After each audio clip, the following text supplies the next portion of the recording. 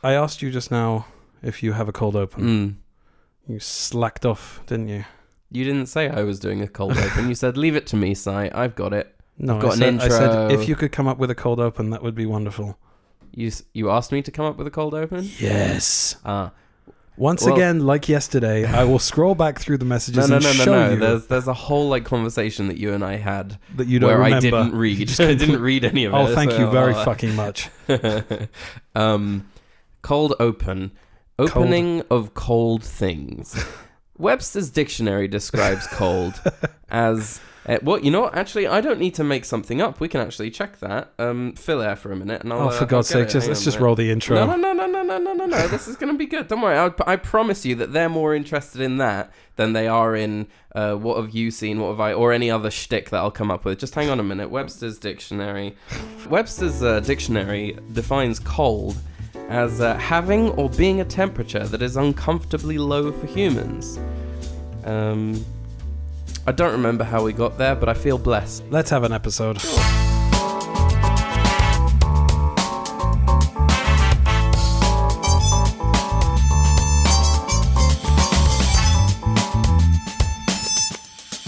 What's our seat number? Hello and welcome to What's Our Seat Number, the show that asks questions, and now I'm going to blindside my co-host with a bunch of them. I'm going to ask you a series of questions asked in movies, and you have to answer the first thing that comes into your head. Shit. Answer me quickly! You have 60 seconds on the clock. This is highly irregular, I must say. Here we go, your time starts now. What do you call a blind dinosaur? Do you think Thesaurus? Correct. What do you call a blind dinosaur's dog? Do you think Thesaurus Rex? Correct. What is a Game Boy? You know what, move. Correct. You kill somebody? No. You killed somebody? Oh, no, I dishonored my father. The correct answer is no, that is not the fourth commandment. No, that is not the fourth commandment. Of course not. Okay, do you know the Muffin Man? The Muffin Man? Okay, I will accept that. Like, I would also have accepted Who Lives on Drury Lane. Is he a... No, it's... Do you know the Muffin Man? The Muffin Man. The Muffin Man. Who lives on Drury Lane? Correct. I did it right. You don't say I'll give you that. That's the correct time answer. is Sorry, running please out. continue. Is he a... Are you a transient? No. I don't think so. I don't think so. Okay. Richie, would you eat my... for me, please? I don't remember what the next line is. The correct answer is I'm sure. Do you know how long the winter lasts in this country? Well, oh, well, no. Do you know how long the winter... Tell him, Dimitri. And your time is up. Tell him, Dimitri. Well, it depends. Silence. I'll give you that one. Thank you. I've started, so I'll finish. I'm Johnny Gross, a filmmaker and a professional torturer of brothers, and with me as always is my co-host, shell-shocked after that bullshit I just pulled, it's Simon Gross. You really don't think much of my cool cucumberisms. Cucumberisms. Right. Tales of demonic possession resulting in foul-mouthed tirades, crucifix masturbation, and green vomit abound, but enough about last night. Today we're watching The Exorcist. Good. Let's head over to the news desk. It's movie news. Movie news. A new teaser for Deadpool 3 was released on Wednesday, with the news that Hugh Jackman will return as Wolverine. Logan director James Mangold simply posted a clip of Jackman's death scene on Twitter in response. But then there was a follow-up. After I wrote this, there was a follow-up with Hugh Jackman and Ryan Reynolds that explained that this takes place before Logan's death, obviously, and it's a separate thing. It's also Deadpool, so they're probably not going to be paying much attention to canon. Yes, or continuity. Screen producer Kevin Williamson teases a bright future for the iconic horror franchise, revealing his thoughts on the series' longevity. Though he admits that he was initially surprised by the continued success of the films, Williamson goes on to compare Ghostface to other famed horror baddies, indicating that the secret to Scream's longevity is that the face behind the mask is always changing. Basically, what I got from this is that it could go on forever, which is unfortunate because I wish they would stop. Yeah, because it's going to wear thin. It's going to become the Halloween franchise. It's everything that you hate about franchises. Yeah. Right. You know, just let it die where it's. Well, it doesn't have to die. It just needs to sort of end. Well, yes, that's what dying is. No, ending is dying. No, but there's a difference because I died and I continued. You have franchises that just completely die a death because the last film was so bad that nobody went to see it.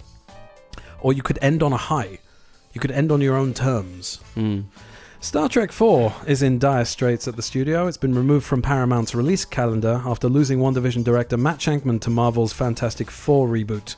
I am a little bit of two minds about this because while I'd like a new Star Trek movie with the Kelvin timeline cast, without Anton Yelchin, it's just not complete. That's right. And also, I think too much time has passed. People are going to start getting long in the tooth, and it was a nice little trilogy there. Beyond was a little bit weak for me, but I think the novelty really wore off for me on the third one. Yeah, there's enough Star Trek TV fodder going on right now. Yeah. They've recast the same roles again. There's a new Kirk, there's a new Pike, there's a new Spock. So and there's a new Uhura. So let's just move on.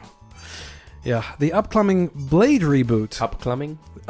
The upcoming Blade reboot with Mahershala Ali has lost its director as Bassam Tariq officially parts ways with the Marvel Studios film. While Blade was set to start shooting in November, the Marvel Studios project has run into a production issue. The Hollywood Reporter reveals that Tariq stepped down as the director due to continued shifts in the production schedule. While he will remain an executive producer on Blade, the search for a new director has begun. Your newsman voice is very, very impressive.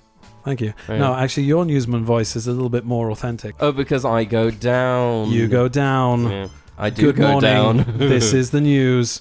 You know how there's always the last news item is always something whimsical, and the newsreader always goes, that's going to be this. And finally, in a recent interview with Empire, Colin Farrell recalls a funny donkey incident while filming the upcoming Martin McDonagh movie, The Banshees of Inisherin. Throughout the film, the actor was frequently partnered with his character's pet, Jenny the donkey. Farrell recalled a humorous moment where he realized that Jenny did not like her nose being touched. Says Farrell, Jenny was tricky. I'm not going to do the accent. Jenny was tricky. It was her first film, but she acted like it was her 100th. She was kind of over it, kind of jaded. She didn't like her nose being touched, I found out. She kicked me in the knee, but that was my fault. I got too close to her. What a funny story. That was the news. Movie news. That's a really good one. Before we get into this, to the next bit where we talk about context and then go and watch the movie, I wanted to give a shout out to a couple of our mates in the podcast community and play their trailers for you just so that you can get a taste of the kind of thing that they do. It's just a way to branch out a little bit. It's another great podcast, and we want to support them as much as we can. Branch out. I see what you did there. Yeah. That's very good. Yeah, so the first... You'll see why in a second. Yeah, the first podcast is called The Movie Tree. Get it? Trees, branches. Johnny's like, he thought this through. Yeah, indeed. It's hosted by Luke and Duncan, a.k.a. Poncho and GPG, and they decide what movies to do by branching from episode to episode based on actor, screenwriter, director. They also do stats. They talk about songs. They have games and quizzes like we do. And I don't know his co-host, but I know Duncan Grant. I've been chatting to him quite a lot on Facebook. They're also very supportive of us, and I just wanted to give them a little bit of a shout out. So check it out. Here's the trailer. You get more out of life when you go out to a movie. Howdy, ladies and gents. My name is Poncho. And I'm JPG. And together we make two halves of the Movie Tree podcast. And this is how we do it. Each episode we review a movie. At the end of the review, we pick a movie for the next episode. To decide which movie to do, we follow one simple rule. The next movie we pick must be connected to the previous movie, whether that's by an actor, a writer, or the director. And we call this the branching theory. So if you think you can put up with two Aussie blokes talking shit about movies, then come and climb the movie tree with us each week as we branch out into different directions.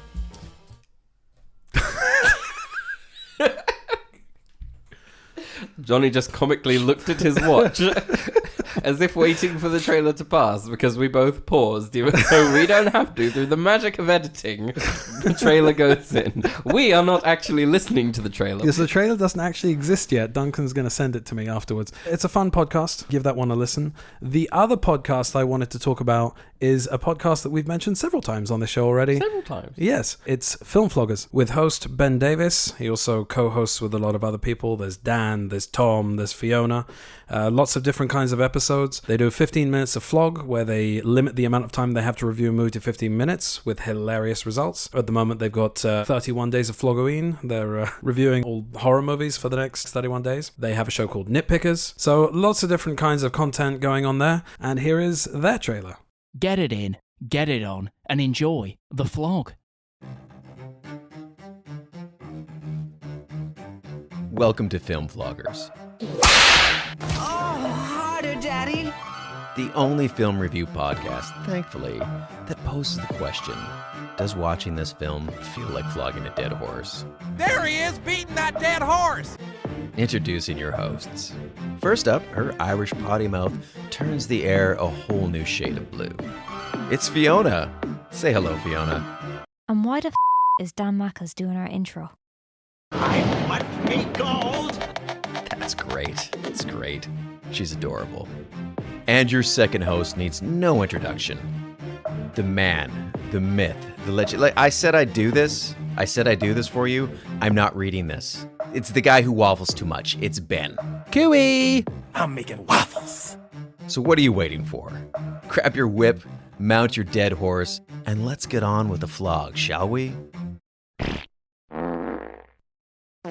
I was listening to their Shawshank Redemption episode, and Fiona did the intro instead of Ben, and it was just so funny because I'm used to him going, you know, and she's just, and he was not leaving her alone for a second. He just the whole way through is like nudging at her. Oh Kibitzing. God, oh fuck's sake, Fiona, oh God. It's like the whole way through.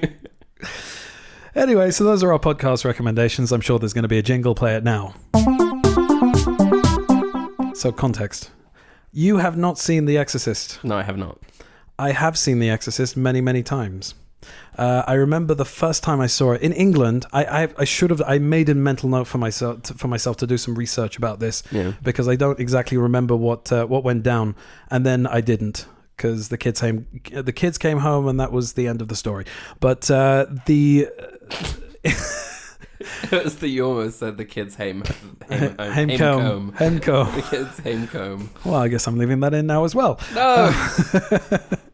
So the kids homecomb. Cut what you fucking like. Who cares? Right. Cut it all. Cut it all. Cut it all. They came home, and that was all she wrote. But around the late 90s, It's not a classic The anecdote, Exorcist, is it, Jonathan? No, The Exorcist was re-released because it had been banned for many, many years.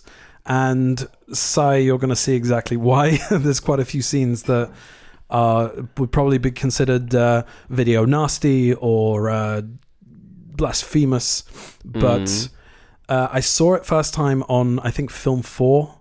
There was they used to do a segment late at night with Mark Kermode presenting. Mark Kermode did the Fear of God documentary. What an unfortunate last name. Sorry. I just continue. Mark Kermode. Yeah, so Commode being another word for toilet. Please continue. Okay, it's not spelled that way though. I'm sure that made all the difference when he was in school. Yeah. So I'm sure that all the other kids were going, yeah, commode. He was going, it's not spelt like that. And they were going, oh, you know what? That's a good point. Thanks, Mark. We'll just step away and leave you to your lunch. So here's your lunch money back. And interest. So Mark Kermode it's his favourite film. He's always talking about The Exorcist. And he did a documentary called The Fear of God. And it's been a mainstay on all of the... It was on my VHS, I believe. And the DVDs and the Blu-rays. And when the 4K comes out, it'll be there. Guess what? And it's a really great documentary. I really recommend you check it out. It's probably on YouTube by now, so you can have a look when you finish the movie. Very cool. And there's just a huge amount of behind the scenes stuff that went on during the making of this movie. Also, the same sort of idea as Poltergeist. The reported on-set curses, people dying, and people having to come to the set and do exorcisms, etc., etc., etc. The Omen also has a lot of those kinds of stories. I don't know how much of that is sort of spooky coincidence. But like it is kind of creepy just to listen to. I mean, if you remember, there's a documentary, Inside License to Kill. Yeah, the thing with the hand. thing with the fiery hand that comes out of the ball of fire. That shit scared the crap out of me. Yeah. All of the stuff that went on in Mexico when they shot the tanker chase sequence on that road. Yeah. On that road, the haunted road, where so many people have died because there's a very dangerous curve.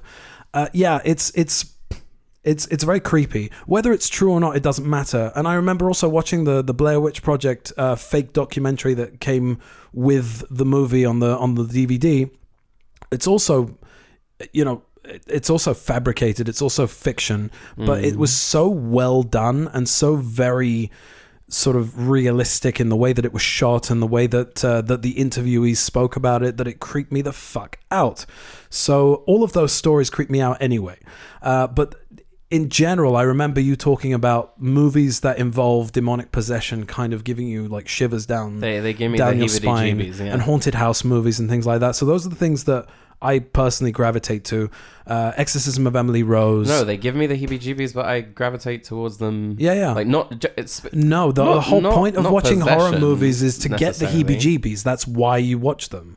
It's part of like a catharsis of like getting out energy. I think the Conjuring movies and the Insidious movies, were really, really important for me, because when you introduce those to me, I mean, they're not old, right? No, but like 10, 13 years old. Yeah. I think I was watching them less. I was watching, horror movies a little less. I think there was a dip, and I stopped. And then they sort of brought me back around to watching them a bit more. I think I had a similar experience actually, because James Wan kind of reaffirmed my faith in horror movies. Yeah. He sort of came at it. It doesn't reinvent the wheel. And to be honest, when I watch a horror movie, I'm expecting to be shocked, surprised, or maybe disgusted, perhaps creeped out. But I want, I don't necessarily need for it to be sort of brand new and innovative and all that kind of stuff. It's how it's given to you. Yeah, it's the way that he uses jump scares, or the way that he uses those, as I said last week, those little hiding bits things in the corners of detail in the corners, and that whole thing of Insidious, the tracking shot where Rose Byrne is walking through the house and you see the little kid running around in the foreground, silently, not making any noise. It's just so creepy and so very well judged. And The Exorcist, in the grand tradition of movies like, as I said, The Omen and The Last Exorcism and The Exorcism of Emily Rose and The Conjuring and all of those movies, even the opening of Constantine has a bit of that in it with the sort of getting the demon out of the girl. Sort of bringing it back around to The Exorcist. I remember seeing that on Channel 4. And I recorded it off TV and I watched it a few times. It's not a movie that I watch it every couple of years. It's kind of like Jaws in that way. It's a masterclass. Okay. In the same way that Hitchcock was an abuser and a bit of a dick to his cast and crew. So William Friedkin was also very much, he used to take a very method approach to directing his actors. The results are on the screen. I will not justify it, but he is an excellent director. And there are also things like, like in The French Connection, having the stuntman or Gene Hackman or both drive the car under the bridge in Manhattan. I remember we drove out of New York to the airport, and there was just like miles and miles and miles of that bridge, never ending. And they drove that car at top speeds, almost hitting pedestrians, and it was not. They didn't close down the streets. It was not. There were no permits or anything like that. And that's how he made most of the movie, documentary style, stealing shots on the streets. The man is definitely a nutcase.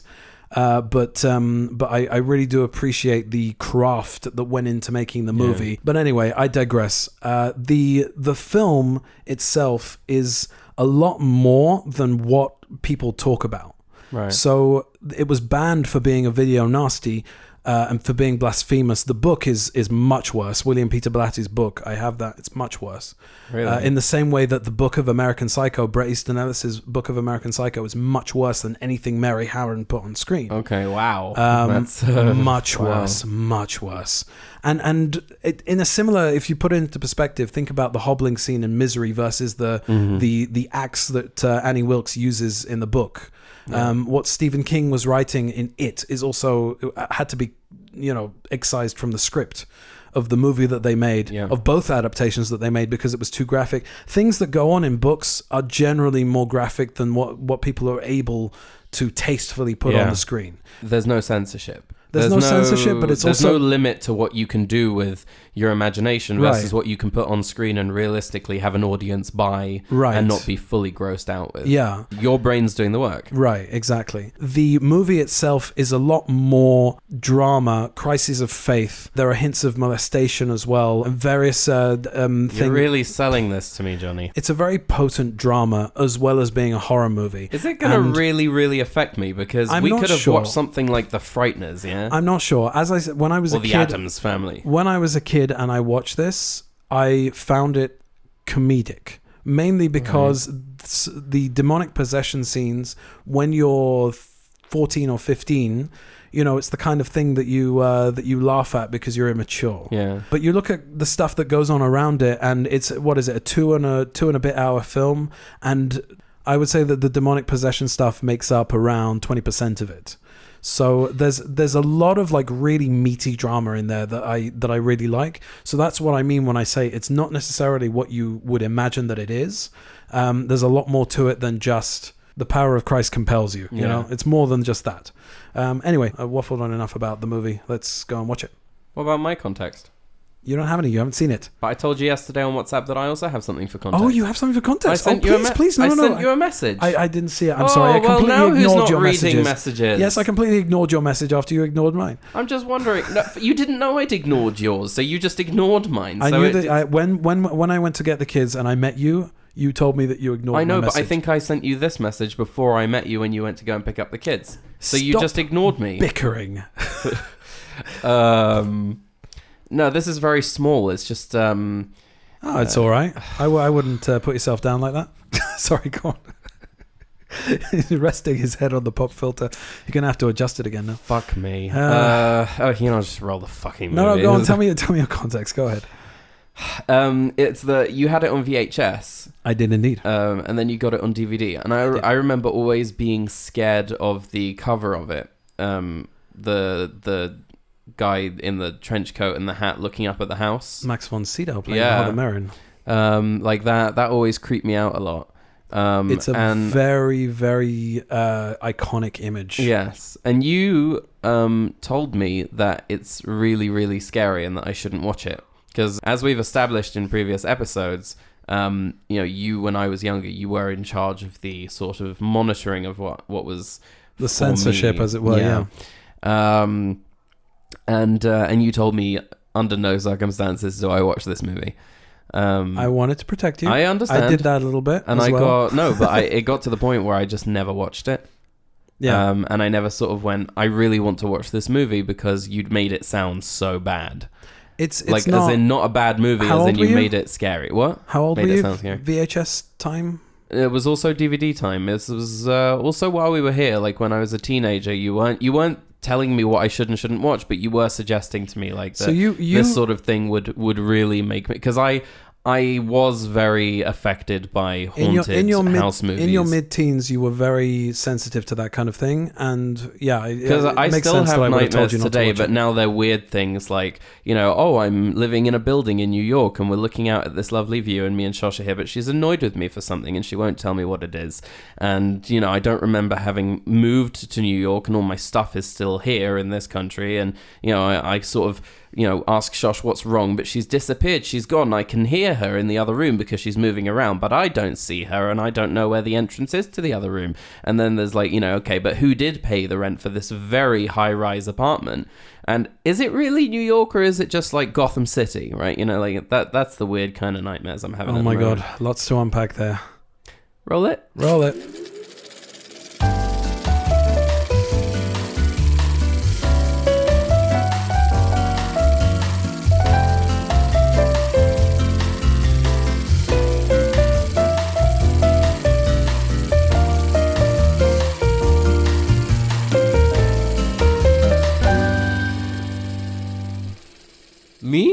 It's you. Well, I want to hear your thoughts because this is your first time seeing the movie. that was an experience. It felt very much like something I needed to see because there's a lot of influences that it has on. Yeah, you've seen the legacy that it's produced, but you yeah. haven't seen it. Exactly. It's the same thing with Poltergeist last week, as when you see things that have been inspired by that or spoofs or whatever, so suddenly things start coming around.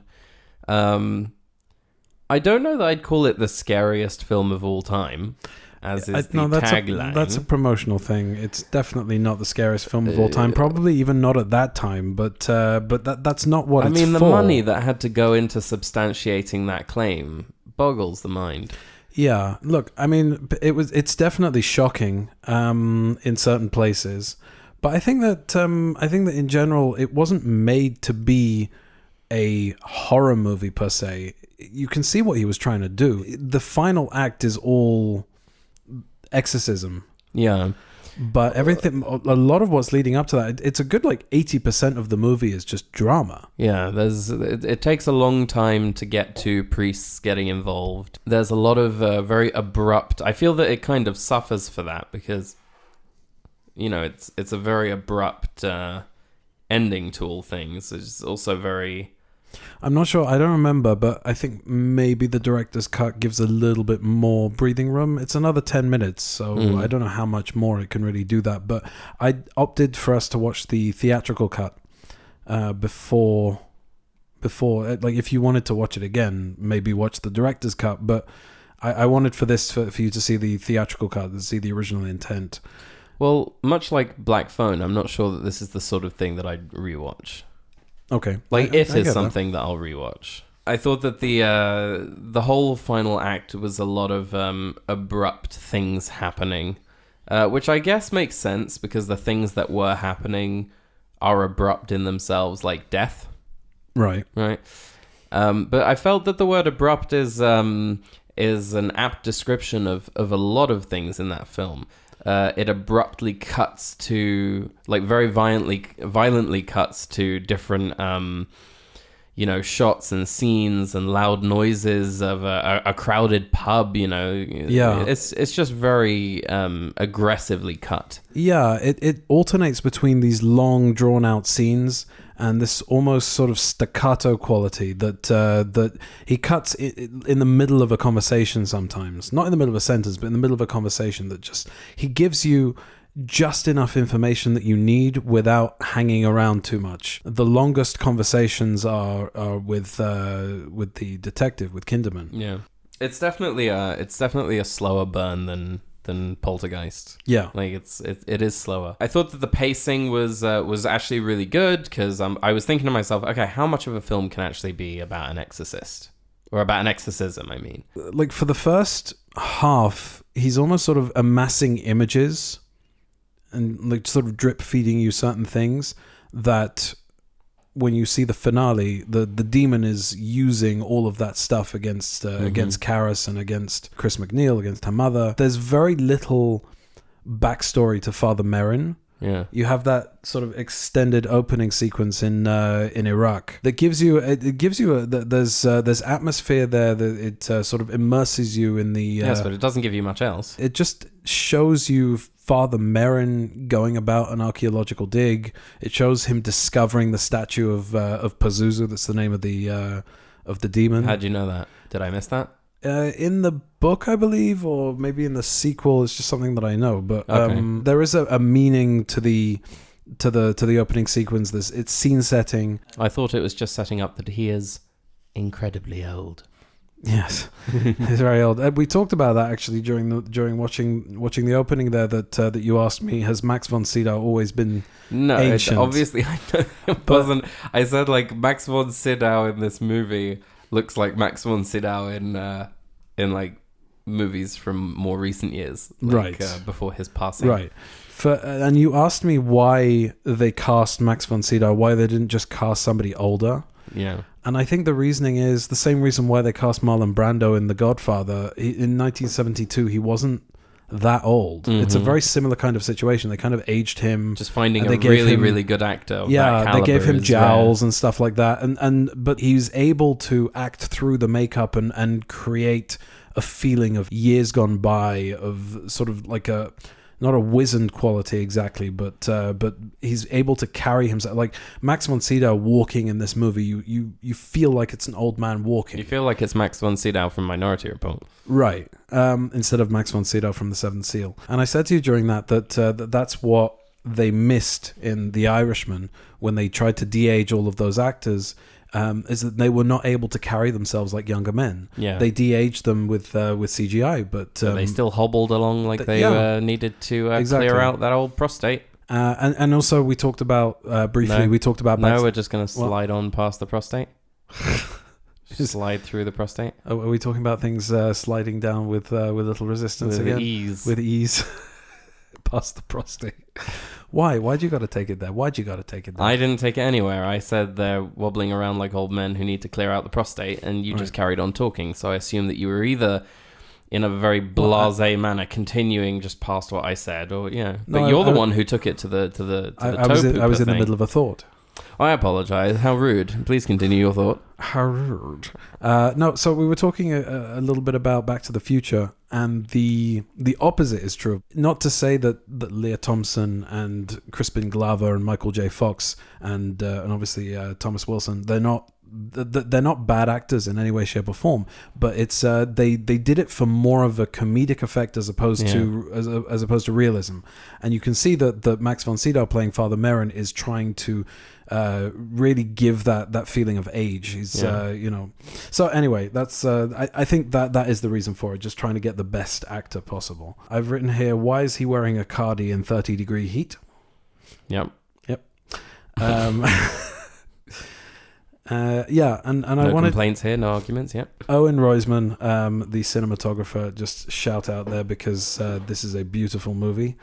Wonderfully shot. I was actually a bit complacent with my notes on this one because I was very sucked in. Not so complacent. I wouldn't call that complacent. You said that you were invested, and you I wanted was to watch the unable movie. to. I felt disturbed every time I wanted to make a note because I was missing things that was going on the screen. However, I do Yes. have one note.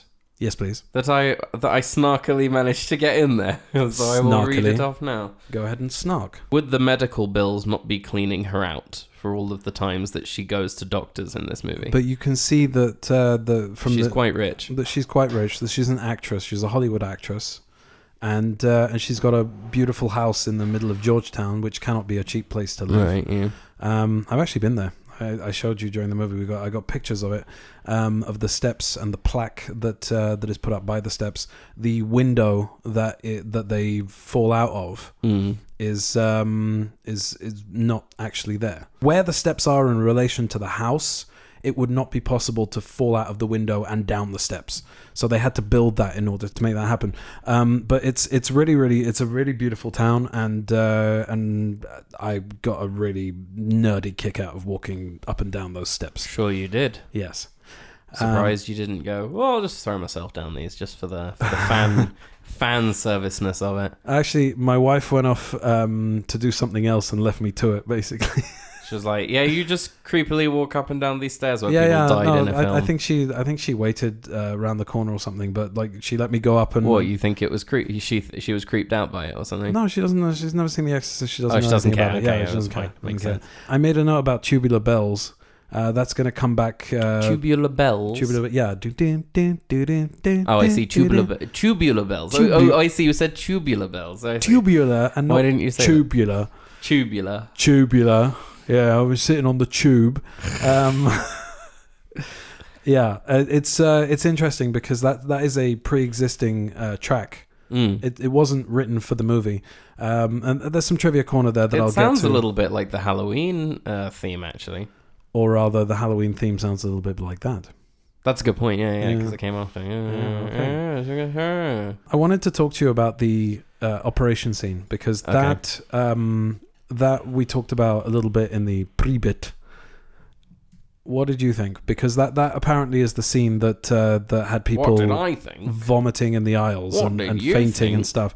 And when I watched it, it's not one of the more horrific scenes in the movie, but it did make my anus clench. I watched you clenching a little bit over there. You looked uncomfortable. I've seen it so many times, but every single time it does that to me. It makes my skin crawl mainly because it looks so I'll real. tell you what it was. It was, I think that if you hadn't said anything before we watched the movie and also as the scene was happening, it would have affected me more. But because you said that people fainted and that they were disgusted and all of that, I was expecting a lot more than what actually happened. A lot happens there. It's just for some reason I was like, oh god, are they gonna cut into her skull and we're gonna see brains pouring out the side? Yes, nothing so grandiose or grand guignol. I mean, I'm just wondering why people were fainting. It's very possible that people weren't used to seeing things like that in the 70s. To think things like that in the 70s. Perhaps that was... Smashing it today, aren't you? Smashing it. Absolutely smashing it. But when the first demonic manifestation happens, the movie's kind of lulled you into a sense of security. It's very slow. It takes its time. It's very leisurely, and it's also very documentary-esque. It kind of, there's a lot of like, as you say, like sort of staccato cutting and handheld cameras and lots of zoom lens action. Yeah. I feel like because of the way that the movie's paced, when she first says "fuck me," in that scene, and Chris's reaction to it is what, because now I'm looking at it as a parent. Yeah. And this is a theme that's going to crop up several times, when we rediscover movies that involve children being abused, either by demonic forces or otherwise. Because as a parent, I'm experiencing these things in a different way. I don't think I've seen The Exorcist since my first child was born. So you lied to the audience there at the beginning when you said you watch it every couple of years, because your eldest is now how old? 4. 4, yeah. Oh, well. What a liar you are. Couple, few, whatever. How will they ever trust you again? So yeah, it's the parents. I'm really being difficult today, and I don't know why. I don't know why. I don't know why. I don't know why. Yeah. It's like pulling teeth. So it's the scene where Reagan's being sort of tossed around the bed. The scene apparently ruined Linda Blair's back because she was being yanked very, very hard. Was it with wires? Yeah, with a practical effects guy pulling the wire.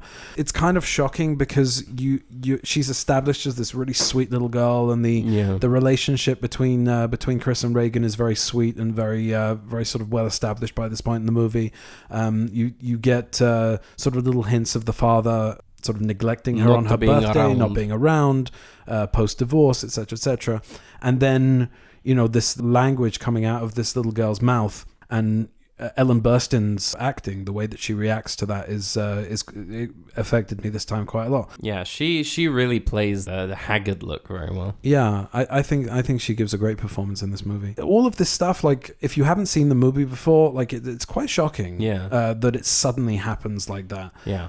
Because of the pacing, because of what's happened before, and the way that it's established. Having not seen the movie before, I would agree that is a fair assessment. There are a lot of things in the movie that were very shocking to me. Not just the content, but how they just suddenly ramp up to 100. Yeah. Especially the crucifix scene, which I've heard about and it's been talked about and spoofed. Yeah, I heard you go. I went, oh Jesus. God, yeah. Still to this day, that's pretty shocking. Whether or not you believe, whether or not you're Catholic or you're Jewish or what, or, Yes, those are the only two religions in the world, Jonathan. What is the matter with me today? Oh, just Papa Spank. Right, okay, keep going. Those are the two religions that are accessible to me at this moment in time, in your seeing brain. as that we've just watched a movie populated by Catholics. No, you're and good. We are Jewish. Trust me, the audience is behind you on this one. I'm the one who's coming out like a colossal tutti frutti. So yeah, it's a pretty shocking scene, basically. Wanker. Tutti frutti. Yeah, I like the relationship between Karras and Kinderman. I wish that was established a little bit more. Yeah, there's that one scene that they have together where he calls him Father Paranoia, and there's like a sort of there's a nice little rapport between the two of them. What did you think of the lack of score? There's like a few tones here and there and tubular bells, but most of the tubular. You think that what with nowadays and also with movies that came out around the same time, like Jaws, that music plays a really, really big part in horror. So in this movie, during the demonic manifestation, the exorcism scenes, all that stuff, there's no music whatsoever. Nothing to give you like that sort of dun, dun, yeah, jump because scare. they just allow the situation, performances and the situation to feel like they're happening. Like I think that sometimes music can be a real grounding for you. It can put you in the scene. Yeah. And in some cases you just want to play into the silence. And I think that those moments of quiet are very sort of loud. You know, like when they're sitting on the stairs after everything's sort of calmed down, he says, let's have a rest before we start again. Yeah. I think that silence when they're sitting on the stairs is very, very contrasted to the noise of the exorcism, but again, no music. I actually didn't pick up on that. Yeah. I didn't pick up on the music not being there because I'm just used to that score, that tubular bells thing. Speaking of realism and grounding, we don't see Father Merrin's death. It happens off screen. And I was in two minds about that. I was sort of, okay, that's a bit of a cop-out. Right, well, but on thing the is other that hand, you don't really know Father Merrin. That's what interested me watching it this time around, because I never remember that. Because he's the exorcist. Yeah, I never remember that. You don't get any backstory on him whatsoever, and it's interesting because he also says when he first gets to the house, like Father Karras wants to give him backstory, and he says no. Says, "Why? I don't want it. I don't need it. Let's just do this."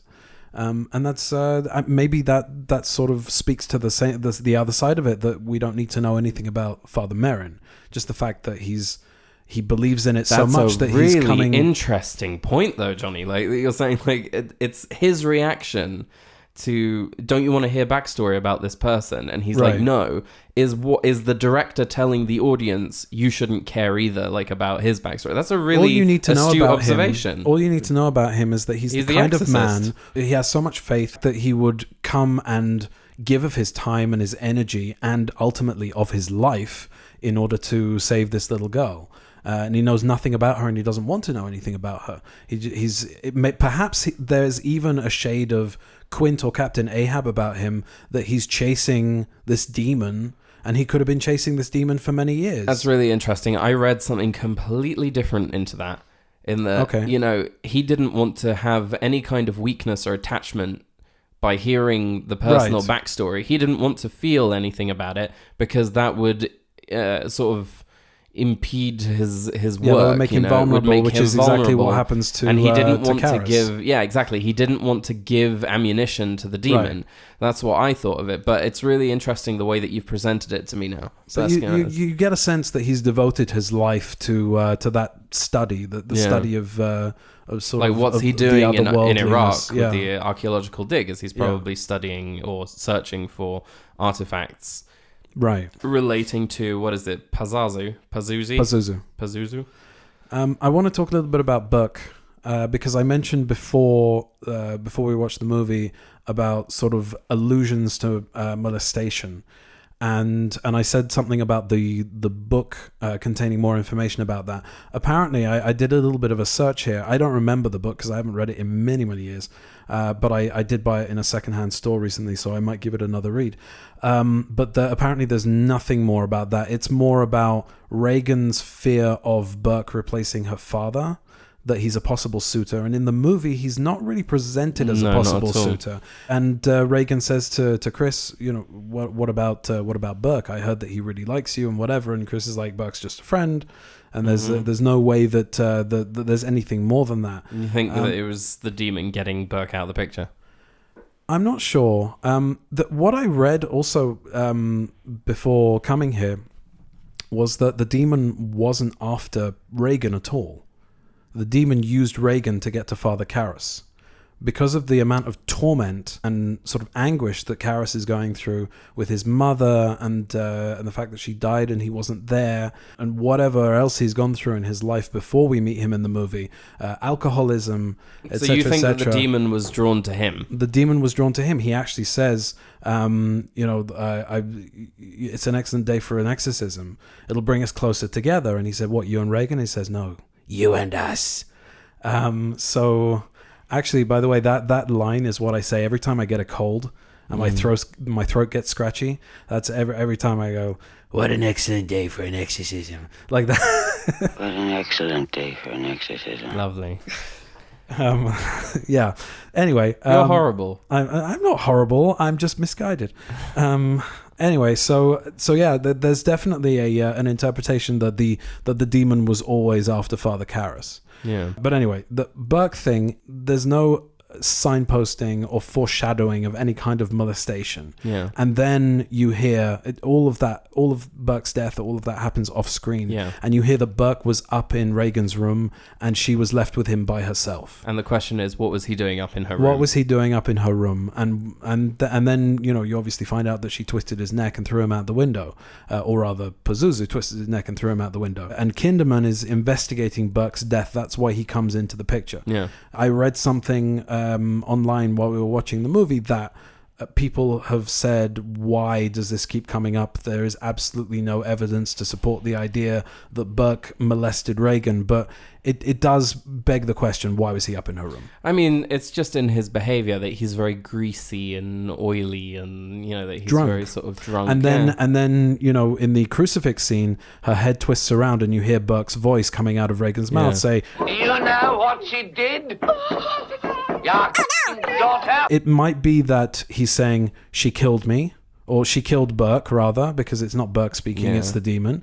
But it could also be, all of that kind of heightened sexuality that she's suddenly manifesting. The whole lick me thing. Let Jesus. That none of that happened before Burke's death. Yeah. So I'm not sure. I would say, listener, read into that what you will. Yeah. But I'm just putting it out there as a possibility, and it's rather uncomfortable. So let's move on. The whole thing's uncomfortable. Yeah, and in that same scene, Reagan slaps Chris, and Ellen Burstyn was pulled back on a cable, and you see that she clutches her back and not her face. And she hurts herself. Oh yeah, I will get into to Trivia Corner. I'll explain what happened there a little bit later. Everything comes to a very sudden end, in that he says to the demon, "Take me, take me." Yeah.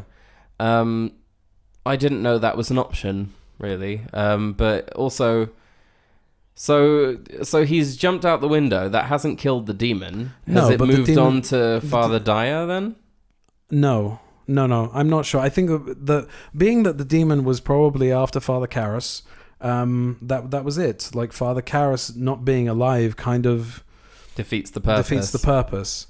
But I don't know what sort of, if you think about it in terms of what awaits him in the afterlife after having committed suicide, no matter how noble it is, in terms of his faith, in terms of the sort of the. What, you reckon that this demon dragged him down to hell and was torturing him afterwards? It's very possible. But anyway, there's a couple of little moments in the finale that I really enjoyed this time around. Like, I noticed that Karras gets very angry with the demon when it manifests itself as his mother, and he says, "You're not my mother," and then Father Merrin kicks him out of the room.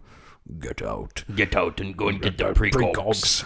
The click of little spiders. Little spider feet. Little spider feet. That's not what he says. Do you know what I hear? Nothing. No footsteps up the stairs. No hovercraft out the window, and no clickety-click of little spiders. Do you know why I can't hear any of those things, Danny? Because right now, the precogs can't see a thing. We like to have fun on What's Our Scene I just Number. like Max von Sydow. He's got a funny He's voice. great. I'm bored. Tell me what playthings I have today. Clytus, I'm bored. What plaything can you offer me today? So then Father Karras is downstairs at the bottom of the stairs, sitting on a chair, and Chris comes to him and says, "Is she going to die?" And the way that Karras looks up at her with this sort of realization of no, he says no, and it's almost as if he's just suddenly remembered that there's a little girl in there, and it's not all about the demon, and he knows what he has to do. Yeah, but also that it's not all about him. Right. And then, sort of skipping forward, I wanted to talk about the stairs stunt. They padded the stairs, but an actual stuntman threw himself down the stairs about 2 or 3 times. Still alive? Still alive. Still whole, I believe. No, I don't know if he's still alive. He survived the fall. Yeah, I meant after that. But the fact is that was a real stunt, and that looks brutal. Yeah, wow. Yeah. And then right at the very, very end, Reagan kissing Father Dyer after seeing his collar. I thought that was a really beautiful moment. Yeah. Anyway, I'm going to take you to Trivia Corner now. Lovely. Trivia? Where are you? What are you doing? Not doing it today. Why not? I'm on my break. Break's over. Right. Trivia Corner. I've written at the top here, why do all these films involve abuse? Meaning the director abusing the okay, actors. Go on. Everybody strap in. Everybody strap or strap on. Okay.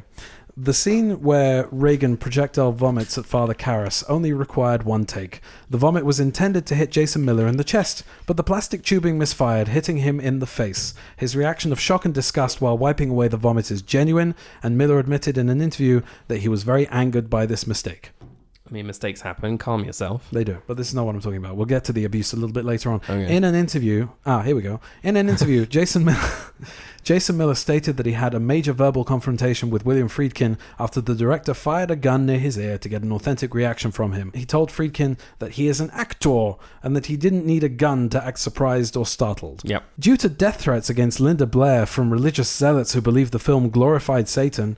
Wow, that's a gross misunderstanding. It's a rather loose interpretation of the plot of the film. Yeah, Warner Brothers had bodyguards protecting her for 6 months after the film's release. Now, this is also something that I've talked about when sort of kind of defending Mel Gibson, and I've done that several times over the years because, first of all, the guy's done his penance, but also because the hubbub surrounding The Passion of the Christ back in 2006 was that a lot of religious groups, and I'm talking Jewish religious groups here, had not seen the film and condemned it as a work of anti-Semitism, and I think by that point there's no excusing what he did, but the reason for his sort of anti-Semitic tirade was probably because he was getting a lot of shit for a very long time. You've seen Passion of the Christ, haven't you? Bits and pieces. As a Jew, do you feel it was anti-Semitic? I don't think so. I'm not sure. Did you feel insulted by it? No, I don't think that was the main sort of end game. I think Gibson was trying to promote something else, but I think he was trying to promote his very strong passion and belief in this thing that he believes in. Yeah. So what I'm saying is that while he is not necessarily the nicest human being, and I wouldn't want to go out and have a drink with him, I think it's time to forgive the poor guy because he's been through enough. But or just move on. My point is that when people picket about movies that they have not yet seen, it's dangerous. It's dangerous to do that. It's the height of misinformation and being uninformed. And nowadays it's even worse because we've got Twitter and Facebook and Instagram and whatever else in order for anybody and everyone to sort of get their opinion out there, and it can sway public opinion very, very easily. And I just think that perhaps people should, see the evidence before they start condemning something. And in this particular case, sort of death threats to a 12-year-old girl, first of all, whoa, but also the fact that nobody had seen the film by this point. So, aside from obviously reading the book, but they don't know what stance Friedkin took in terms of putting the film on the screen, in terms of adapting the book. Yeah, also we've talked about this before. I just don't understand the big emotional or no, there isn't anything else. It's an emotional reaction to movies in general. Movies, video games, music. If a song or a movie or a game makes you feel like you need to kill another person, in the words of Adam Ferrara, just sit down until that feeling goes away. Right? Like, it's not... Wow, that's a blast from the past, it is, right? Isn't it? Yeah. But it's like, don't you think that's really stupid? Like, how is the perspective gone on that sort of thing? Even in the 70s, like, it's a 12-year-old girl and this is a movie and it's based on a book, which is fiction, and the movie is fiction, and why are you getting so upset about it? I just never understood the... Yeah. Because I've watched movies where I've been uncomfortable or something. You know what you do? You just turn it off, you walk away. Yeah. Or you don't watch it again. It's your choice. Did I tell this story about Munich? No. Our parents' friends came from LA, and we had a big debate over the dinner table about Munich, and I had seen Munich by this point, and basically the argument was that they were sort of humanizing the terrorists that perpetrated the 1972 massacre, and casting doubt in the minds of the Mossad agents about having to execute these terrorists. And my argument was, well, Spielberg is trying to show the human side of the of this whole story. He's trying to show that anybody that would have to go out and murder somebody would possibly have a conflict about it, sort of be conflicted. You would assume maybe that wake up screaming at night, have nightmares. Terrorists have families, and they come from somewhere. Like we tend to vilify these people as just being, they exist in a vacuum on their own, and to create evil deeds. And they are evil and they do evil things, but there are shitty people in the world who do shitty things, but they're still people. I think that basically what they wanted was to see a movie that was very much black and white. Perhaps they wanted the champions of Israel to be. They wanted the Maccabees. Exactly. Yeah, they wanted sort of like Jewish wish fulfillment, which is basically what Inglourious Basterds is. I knew you were going to say that. Look at your face. Look at you all happy. Sorry, I jumped in there to stop you from saying it so I could say it first. I'm sorry about that. Would you like to go back and do that? No, that's fine. So we're at the dinner table and we're arguing about this, and this has gone on for a while, and my parents have gone very quiet, and this lady's husband has gone very quiet. He's just kind of sitting there, and we're just like arguing back and forth very heatedly about this. And at one point, something clicked in my brain. I had a little light bulb above my head, and I said to her, "Have you seen the movie?" And she said, "No, but I've read about it." And I was like, oh, for fuck's sake. Then why are we talking about this? Exactly. You can't have a conversation about something if you don't know anything about it. Like, where is that coming from? So yeah, in general, I just want to... By the way, that's a lot of arguments that I have with people about movies. Yeah, and now I know as an adult that that's the first thing you should ask. Have you seen it? First of all, have you seen the movie? Oh no. Okay, so go and see the movie. Come back and we'll debate it. We can continue this argument, but you have to come from a place of basing it on an opinion that is informed. Knowledge, a place of knowledge. Yeah. Okay. On the day of filming The Exorcism. That's right. We're in Trivia Corner. Yeah. On the day of filming The Exorcism sequence, Linda Blair's delivery of her foul-mouthed dialogue so disturbed the gentlemanly Max von Sydow that he actually forgot his lines.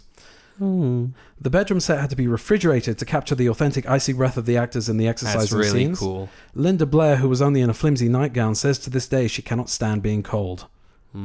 When originally released in the UK, a number of town councils imposed a complete ban on the showing of the film. This led to the bizarre spectacle of Exorcist bus trips, where enterprising travel companies organised buses to take groups to the nearest town where the film was showing. According to William Friedkin, the subliminal shots of the white-faced demon are actually rejected makeup tests for Reagan's possessed appearance. That's interesting. I really like that shot of Linda Blair where she's looking at him and you see the face sort of superimposed on the other side of her face. Yeah.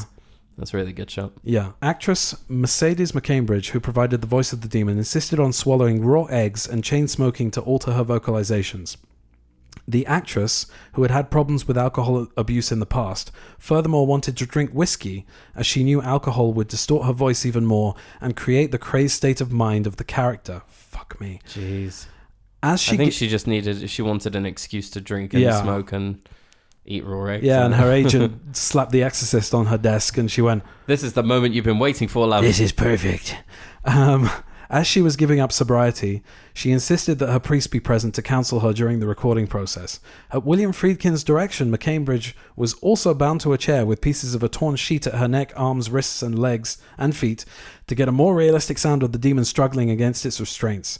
McCambridge later recalled the experience as one of horrific rage, while Friedkin admitted that her performance, as well as the extremes which the actress put herself through to gain authenticity, terrifies the director to this day.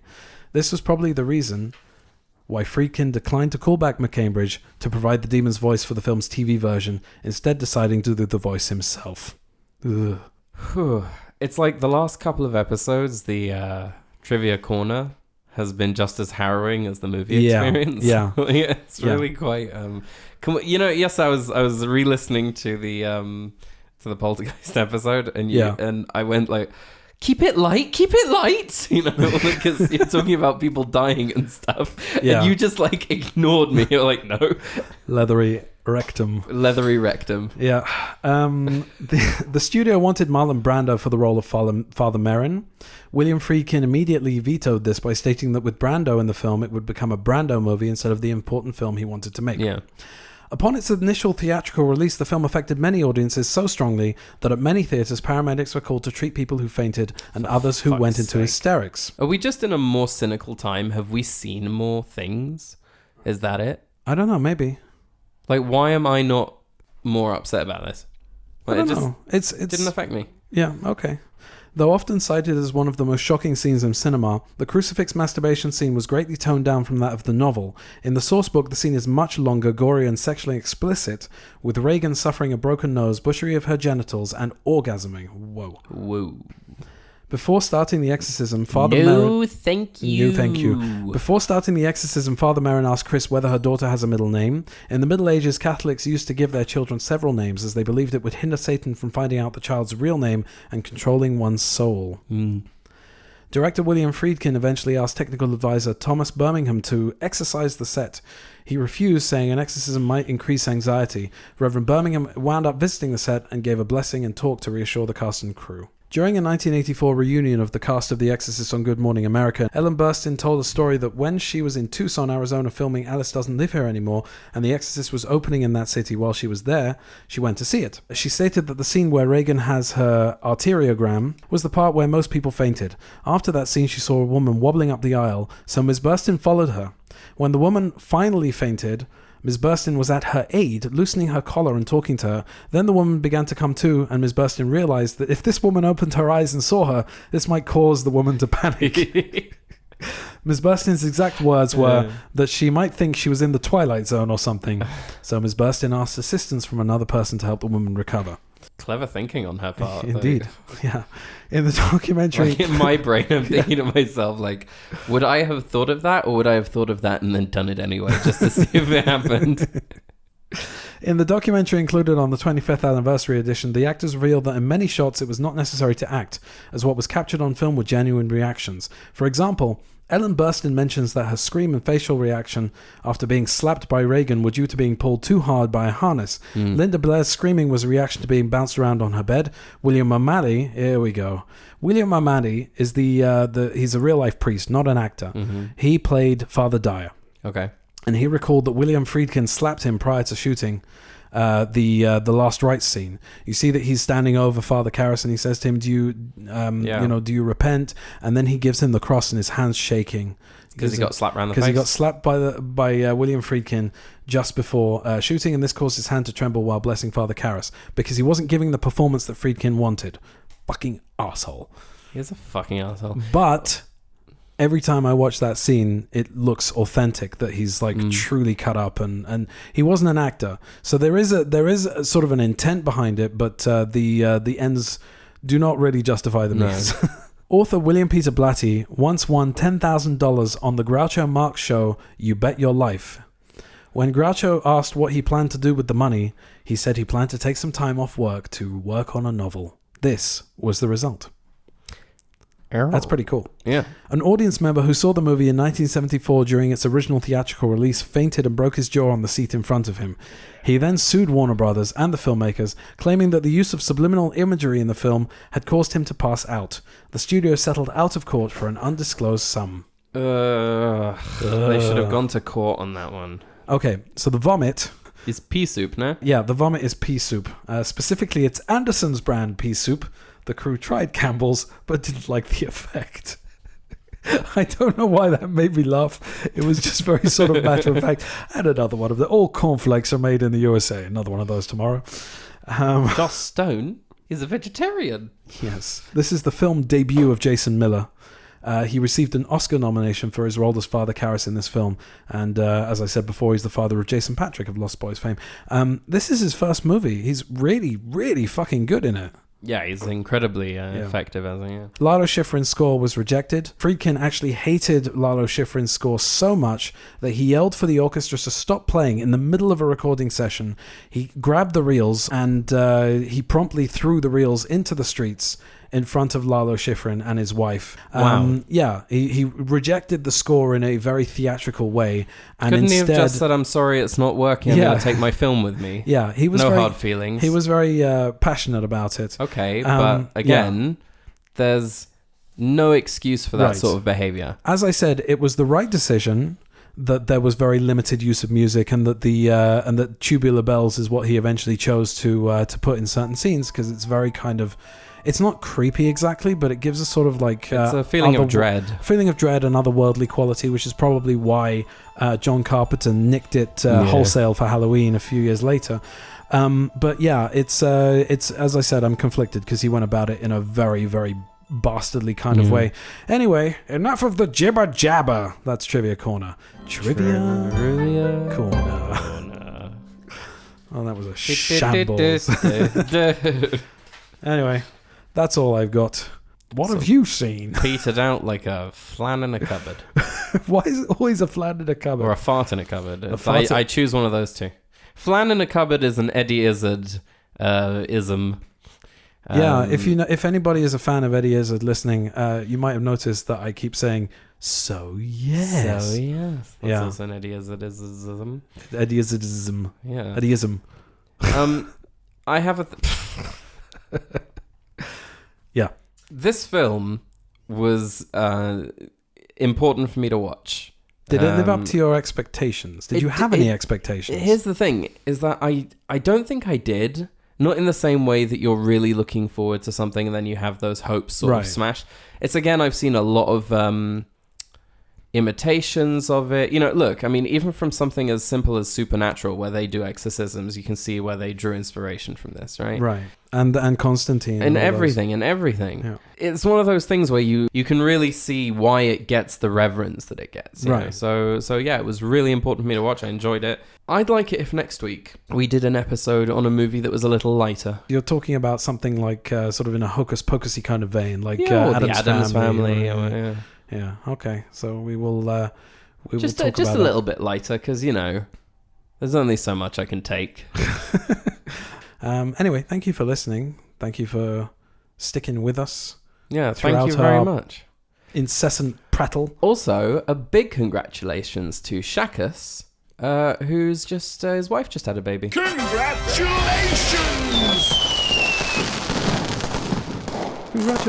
Oh boy. Thank you again for listening, and hopefully you enjoyed that. And if you haven't seen The Exorcist, go check it out, because it is a essential piece of cinema. And now I can say that I've seen it too. Wouldn't you want to be like me? Don't be like him. Bye. Bye.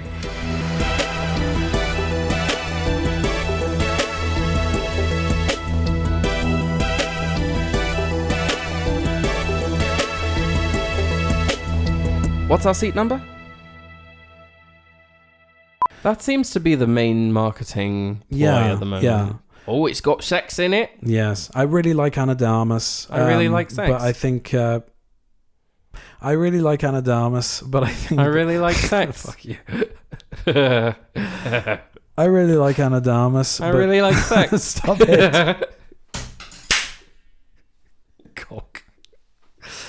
All right, so I'm not even going to bother to cut around that. Just a random thing of Sai saying I really like sex for no reason whatsoever. There's a reason I really like sex. Okay. So the listeners, I tried to cut that out, but it didn't happen. Anyway, so I really like Ana de Armas, but she keeps to know. We are not going to do that. I didn't do it again. If I were to do that again, that would be childish. But anyway, yeah, a little bit of Buzzcocks, random, obscure reference there. This is horrendously unprofessional of both of us.